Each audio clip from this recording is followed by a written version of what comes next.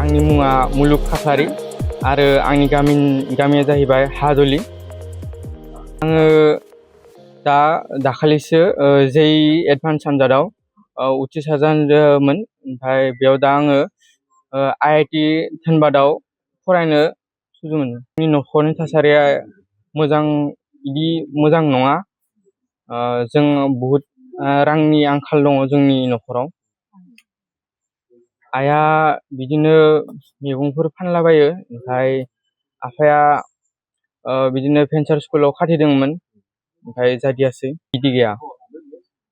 आं बेखौनो माने साबायखर बावोदि सारा आं नन बिटिनिबाबो आंखौ गावनि हारिनि साननानै अनहरदों आरो बिथाङा आंखौ रांखान्थिजोंनो मदद खालामदों। आंनो दा 5 लाख रां अनसुंथाइ होदों। एडमिसनाथ' जालांबाय, ओमफ्राय दा दसे उनावनो माने ओंखारलांसिगोन। बिथांखौबो आं साबायखर बावोदि बिथाङा माने एसेबां गोजाननिफ्राय जोंनि थाखाय फैदों, बेयाव जोंनि दुखुखौ बुजिदों। बिनि थाखाय साबायखर बावनाय जाबाय सारखौ।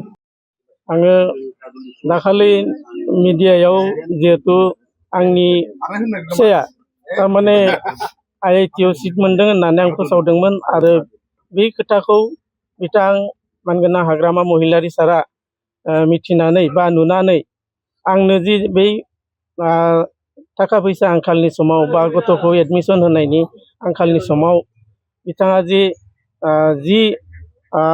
जिखिनि एमाउन्टनि रां अनसुंथाइ होबाय, बिनि थाखाय बिथांखौ रोजा रोजा आं साबायखर बावबाय जोंनि न'खरनिफ्राय।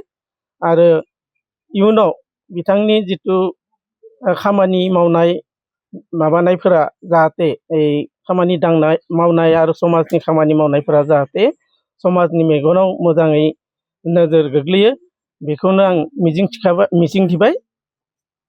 बिथाङा दिनै जिहेथु जोङो नन बिटिएडि बाहेरनि, थेवबो बिथाङा सासे बर' गथ'खौ बा बर' फरायसाखौ फरायनायाव मदद होनो जि आगान सुरदों, बिनि थाखाय बिथांखौ थारमाने जोङो जोंनि न'खरनिफ्राय रोजा रोजा साबायखर होनायजों लोगोसे बिथाङा जि जाथिनि बागै एसेबां सानदों, बे एरियाखौ लानानै सानाखै, बर' हारिनि बागै जि सानदों, बिनि थाखाय बिथांखौ आङो रोजा रोजा साबायखर बावनाय जादों।